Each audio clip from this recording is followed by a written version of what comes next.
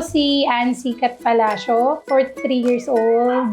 Dito yung tindahan ko sa Lardizabal Street, sa Sampaloc. Ako ang may-ari ng Duck Siomai. Nagsimula ako sa maliit na siomai business lang. Hanggang sa dumadami na yung pumupunta, binabalik-balikan ng tao. Tapos yung mga estudyante, nag-enjoy sila.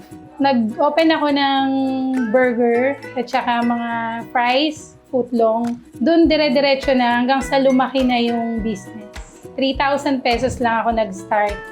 Hanggang sa lumago na lang ng lumago yung business. So ngayon gusto kong ipasa yung pagiging livelihood doon sa mga kapitbahay ko or mga constituent ko na mga katulad ko na nanay na hindi makapagtrabaho ng 8 oras sa ibang trabaho. So ngayon, kumuha ako ng mga nanay na dito malapit sa akin para matulungan ko sila na magkaroon ng extra income para sa pang-araw-araw din nila.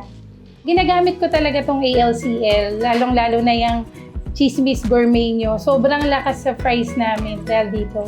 Saka yung nachos namin, mas okay siya nung nilagyan ko ng cheese sauce. Sarap ng lasa, sarap ng kita, ikismis mo na.